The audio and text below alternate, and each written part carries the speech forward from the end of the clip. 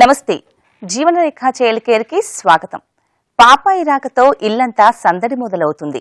ఒక పాపాయి ఇంత సందడి తెస్తే మరి ఒకేసారి కవలలు పుట్టేవారి సంగతేంటి? డబల్ సందడే కదా. మరి కవలలు లేదా ట్విన్స్ పుట్టడం అరుదేమి కాదు, కానీ ఎవరికో కాని ఆ అదృష్టం కలగదని అంటూ ఉంటారు. ఒకేసారి ఇద్దరిని నవమాసాలు మోసి కనటం ఎంత కష్టమో వారు పుట్టిన తర్వాత వారి సంరక్షణ కూడా అంతకన్నా కష్టమని చెప్పాలి. ఈనాటి జీవనరేఖ చైల్డ్ కేర్ లో ట్విన్స్ సంరక్షణ దిశగా మీకు అనేక విషయాలను తెలియజేయబోతున్నాం.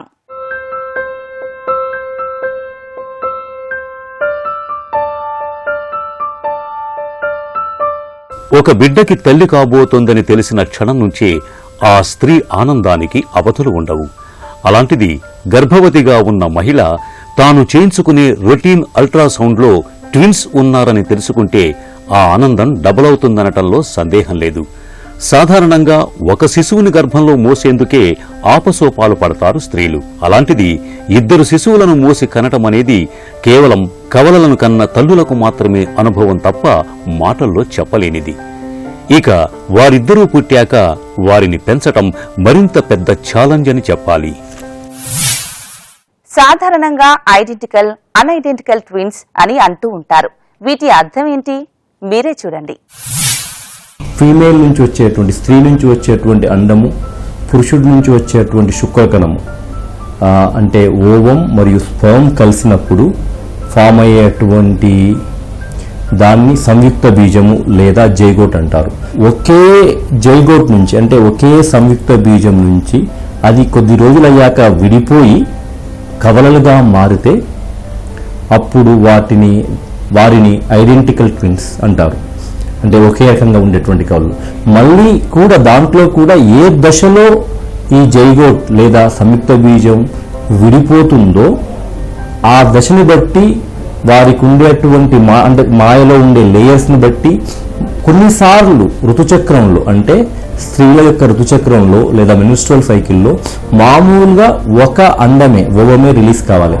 అలా కాకుండా రెండు రిలీజ్ అయ్యి ఆ రెండు కూడా స్పర్మ్ ద్వారా శుక్రకణం ద్వారా ఫర్టిలైజ్ అయితే అంటే ఫలదీకరణం చెందితే అప్పుడు రెండు పిండాలు తయారవుతాయి.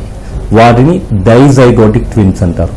మోనోజైగోటిక్ ట్విన్స్లో కాంప్లికేషన్స్ ఎక్కువ, అంటే తల్లి కడుపులో ఉన్నప్పుడు కూడా పుట్టిన తర్వాత కూడా. డైజైగోటిక్ అనేది అంటే వాళ్ళలో కూడా కాంప్లికేషన్స్ ఉంటాయి, కానీ వీరితో పోలిస్తే తక్కువ ఉంటాయి. వాళ్ళు ఎట్లా అంటే ఇద్దరు సపరేట్ అన్నదమ్ములు అక్కా చెల్లెళ్ళు పుట్టినట్టుగానే, కాకపోతే ఒకేసారి ఒకే గర్భాన్ని షేర్ చేసుకుని పుట్టిన వాళ్ళు.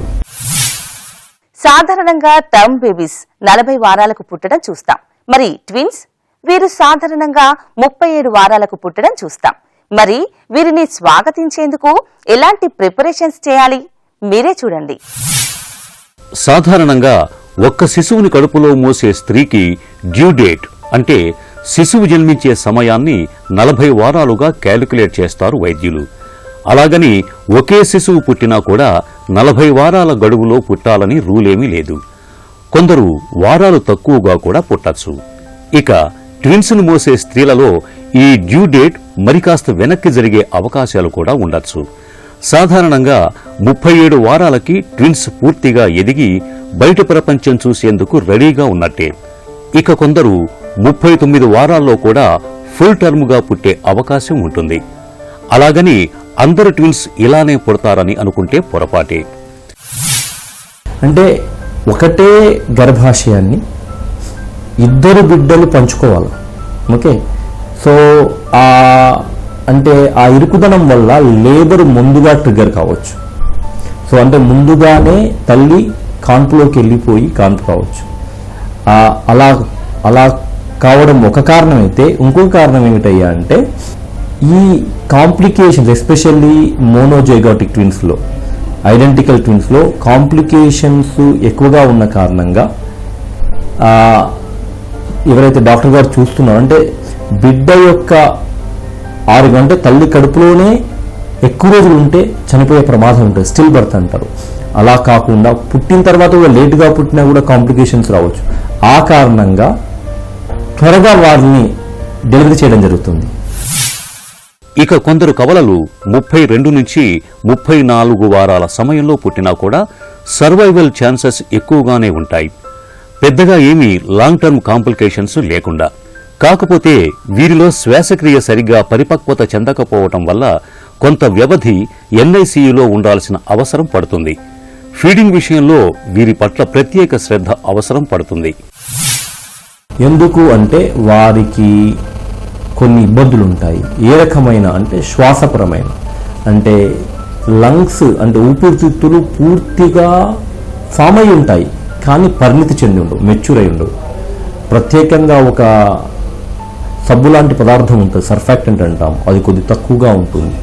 సో మరి దానివల్ల బ్రీదింగ్ డిఫికల్టీ వస్తుంది. ఆ బ్రీదింగ్ డిఫికల్టీ కనుక ఎక్కువగా ఉన్నట్లయితే వాళ్ళకి శ్వాసపరమైనటువంటి సహాయం చేయాల్సి ఉంటుంది. సిప్యాప్ అంటాం, అంటే ముక్కుల్లో గాలి, ముక్కు ద్వారా గాలి మంచిగా లంగ్స్లోకి పంపించేసి లంగ్స్ని ఓపెన్ పెట్టేటువంటి ప్రయత్నం అన్నట్టు.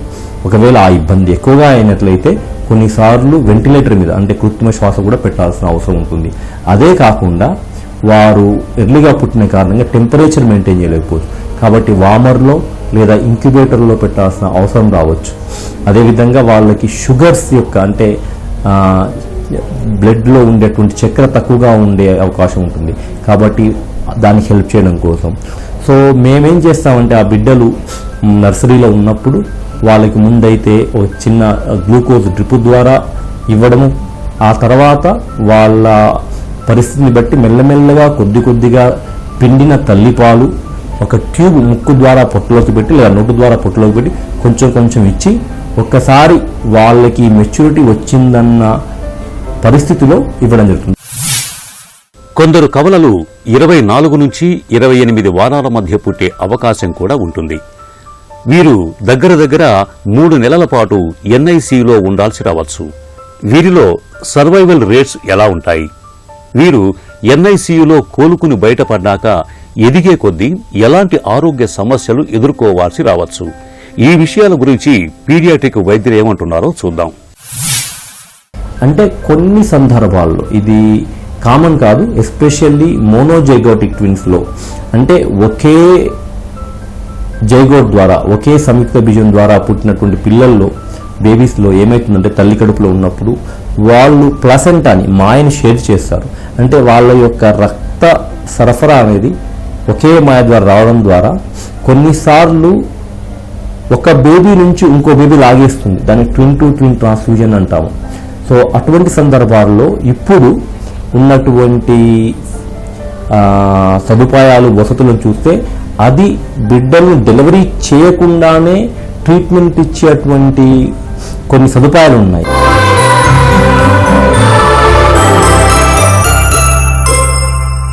డబుల్ సంతోషాన్ని తీసుకొచ్చే ట్విన్స్ తో పని కూడా డబుల్ అవుతుంది. ఇద్దరుకు పాలు ఇవ్వాలి, ఇద్దరికి తేనుపు తెప్పించాలి, ఇలా ఎన్నో పనులు. ఎలాంటి అంశాలను గుర్తుంచుకోవడం ద్వారా ఈ డబుల్ పనిని సులువు చేసుకోవచ్చో ఇప్పుడు చూద్దాం. నవజాత శిశువు ఒక్కరితోనే బోలెడంత పని. ఇంట్లో అందరూ తీరిక లేకుండా శిశువు కేర్లో నిమగ్నమవుతారు. అలాంటిది ఒకేసారి 2 శిశువులు అమ్మ బొజ్జలోంచి బయటకు వస్తే అమ్మో, ఆ హడావిడి మాటల్లో చెప్పగలమా? చెప్పండి. తల్లి పురిటి నొప్పుల నుంచి లేదా సిజేరియన్ తాలూకు బాధల నుంచి కోలుకునే లోపే శిశువుల సంరక్షణలో పడాల్సి ఉంటుంది. ఇందాక మీరు చూసినట్టు ఒకవేళ వారు ఫుల్ టర్మ్గా ఎలాంటి ఇబ్బంది లేకుండా పుడితే పర్వాలేదు. ఎన్ఐసిలో ఉండే పరిస్థితి కనుక వస్తే ఫీడింగ్ పట్ల మరింత శ్రద్ధ వహించాల్సి ఉంటుంది. బ్రెస్ట్ ఫీడ్ చేసే తల్లులకు ట్విన్స్ ని ఫీడ్ చేయటం ప్రపంచంలో అన్నిటికంటే పెద్ద టాస్క్ అని చెప్పొచ్చు. డబుల్ బ్రెస్ట్ ఫీడింగ్ పద్ధతి ద్వారా చెరోవైపు పాలు ఇవ్వటం ద్వారా ఇద్దరికీ ఒకేసారి బ్రెస్ట్ ఫీడ్ చేయొచ్చు. అదే బాటిల్ ఫీడ్ అయితే అందులో ఉండే ఇబ్బందులు ఎక్కువే అని చెప్పాలి.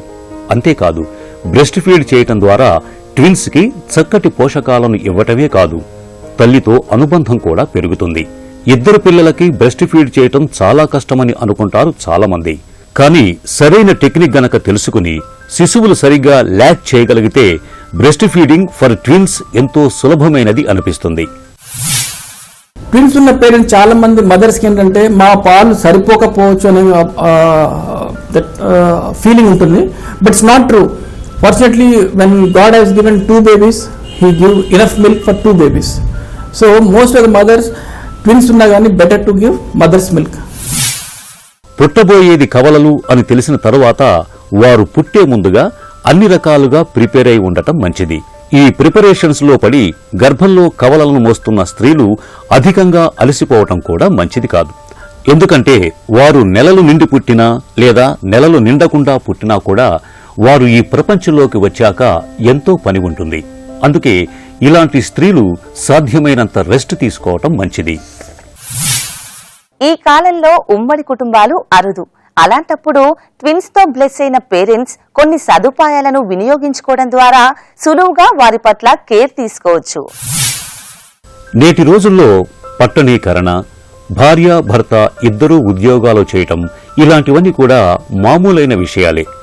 ఇలాంటి సందర్భాల్లో కవలలకి తల్లిదండ్రులైన కపుల్స్కి కొంచెం కష్టమే అవుతుంది. ఎందుకంటే ఒకేసారి ఇద్దరు శిశువుల కేర్ తీసుకోవటం పెద్ద సవాల్ అని చెప్పచ్చు. ఇలాంటప్పుడు కొన్ని రకాల సదుపాయాలను ఉపయోగించుకోవటం, అలాగే మరో వ్యక్తి సహాయం తీసుకోవటం ద్వారా కొంతమేరకు ఊరట పొందవచ్చు. ఇద్దరిని ఒకేసారి కూడా ఫీడ్ చేయొచ్చు. దాన్ని ఫుట్బాల్ టెక్నిక్ అంటారు, ఇలా పెట్టుకొని. కానీ అలా ఇద్దరిని ఒకేసారి తల్లిపాలు ఇచ్చే ప్రయత్నం చేస్తే కనుక తప్పకుండా వేరే ఒకరు వారికి సహాయంగా ఆ సమయంలో అక్కడే ఉండాలి. ఎందుకంటే ఏ ఇబ్బంది అయినా కూడా ఇద్దరు కూడా తల్లి చేతుల్లో ఉంటారు కాబట్టి ఆమె సరిచేయడము కుదరదు. సో ఇబ్బంది అవ్వడానికి ప్రాబ్లం ఉంటుంది. మరి ఇది బెటరా, ఒకరి తర్వాత ఒకరు చేయాలా అంటే సమాధానం ఏంటంటే అది తల్లి ఇష్టం. అలా చేయొచ్చు, ఇలా చేయొచ్చు, ఇలానే చెయ్యాలని ఏం లేదు. చెప్పడం తేలిక, కానీ ఆమె ప్రాక్టికల్ చేయడానికి చాలా ఇబ్బందులు ఉంటాయి. ఎందుకంటే ఒక బిడ్డను ఫీడ్ చేసి ఇంకో బిడ్డను ఫీడ్ చేసి అంటే ఫిజికల్గా శారీరకంగా అలసిపోవచ్చు. కాబట్టి హెల్ప్ చేయడం అనేది చాలా ముఖ్యం. కొన్నిసార్లు కొంతమంది మదర్స్ ఒక బిడ్డకి ఇచ్చి ఇంకో బిడ్డకి ఎక్స్ప్రెస్ చేసి వేరే వాళ్ళు ఫీడ్ చేస్తున్నప్పుడు ఆమె కొంత రెస్ట్ తీసుకోవడం, ఆ రకంగా ఎస్పెషల్లీ అలవాటు అయ్యేంతవరకు ఆ హెల్ప్ అనేది చాలా ముఖ్యం. నేడు శిశువులను ఎత్తుకునేందుకు, స్నానం చేయించేందుకు, అలాగే తిప్పేందుకు ఎన్నో సౌకర్యవంతమైన వస్తువులు మార్కెట్లో లభిస్తున్నాయి. తల్లిపాలు తాగే ట్విన్స్ తో పెద్దగా ఇబ్బంది ఉండదు. కానీ బాటిల్ ఫీడ్ చేసే వారికి తల్లితో పాటు అదనంగా సహాయపడేందుకు మరొక వ్యక్తి ఉండటం తప్పనిసరి.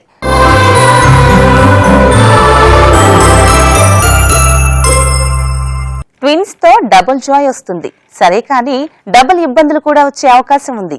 అందులో ఒకటి ప్రీ ఎగ్లాంప్సియా, అలాగే ప్రెగ్నెన్సీ ఇండ్యూస్డ్ హైపర్ టెన్షన్.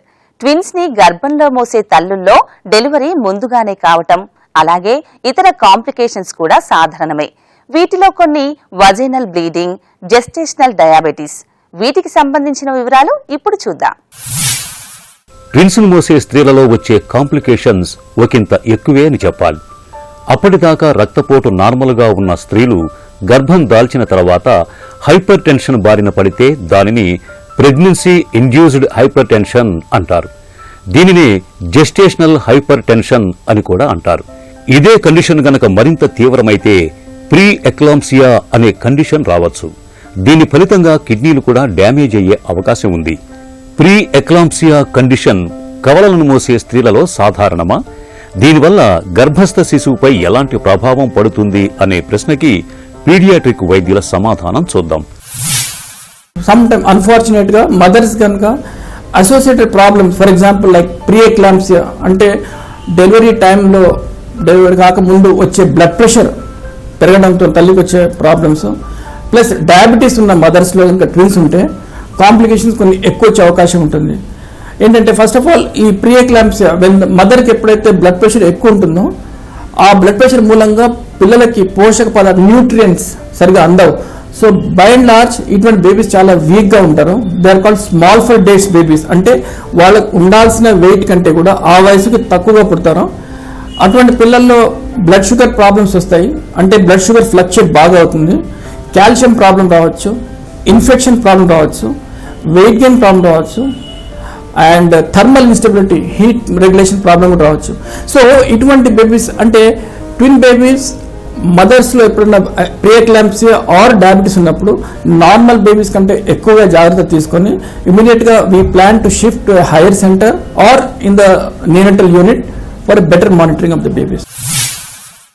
గర్భం దాల్చాక ముందు దాకా లేని డయాబెటిస్ సమస్య గర్భిణీ స్త్రీలలో వస్తే దానిని జెస్టేషనల్ డయాబెటిస్ అని అంటారు. అసమతుల్యమైన ఇన్సులిన్ రెస్పాన్స్ కారణంగా ఇది వస్తుంది. ఇక దీంతో పాటుగా అనీమియా అంటే రక్తహీనత, పుట్టుకతో లోపాలు, ప్రీమెచ్యూర్ గా పుట్టడం, twin to twin transfusion syndrome కూడా ఇతర కాంప్లికేషన్స్. ఒకటే ఓంలో 2 స్పూన్స్ వచ్చే అవకాశం ఉంటుంది. అటువంటప్పుడు ఈ ఇద్దరు బేబీస్ కి లోపల బేబీస్ కి రక్తస్రావం ఒక దగ్గర నుంచి వస్తుంది అనమాట. సో అటువంటప్పుడు ఒక బేబీకి రక్తం ఎక్కువగా, ఒక బేబీ రక్తం తక్కువగా పోయే అవకాశం ఉంటుంది. ఆర్ ఒక్కోసారి న్యూట్రిషన్ అంటే వాళ్ళకి వచ్చే ఎనర్జీ అవుతుందో ఒక బేబీకి ఎక్కువగా తీసుకోవడం, ఇంకో బేబీ తక్కువ తీసుకోవడం ఛాన్స్ ఉంటుంది. These are the side effects of twin to twin transfusion. అందుకొరకే స్కాన్ చేసినప్పుడు మనము ఇద్దరు బేబీస్ ఎలా పెరుగుతున్నారు, సరే పెరుగుతున్నారు లేదా అని చూడాలా.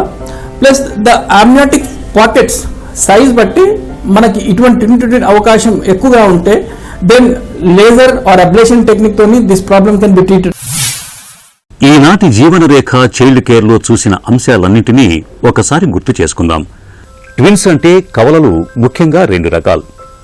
ఒకే అండం ఒకే వీర్యకణంతో కలిసిన తరువాత అవి 2గా విడిపడితే ఐడెంటికల్ ట్విన్స్ అని, 2 అండాలు 2 వీర్యకణాలతో కలిస్తే అది అనైడెంటికల్ ట్విన్స్ అని చెప్పచ్చు. వీరు పుట్టే గడువును బట్టి వారికి ఎన్ఐసియులో కేర్ అవసరం ఉంటుంది. నార్మల్ గా ఒకే శిశువు ఫుల్ టర్మ్ గా పుట్టడం అంటే 40 వారాలు గడువు ఇస్తారు.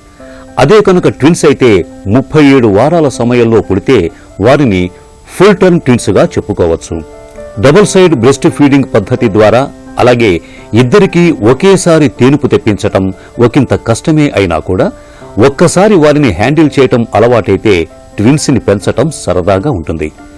ట్విన్స్ ను మోసే స్త్రీలలో జెస్టేషనల్ హైపర్ టెన్షన్, అలాగే జెస్టేషనల్ డయాబెటీస్ కండిషన్స్ తో పాటుగా రక్తహీనత రావచ్చు.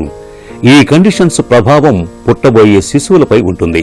అందుకే ట్విన్స్ ని గర్భం దాల్చిన స్త్రీలు తప్పనిసరిగా అదనపు జాగ్రత్తలు తీసుకోవాల్సి ఉంటుంది.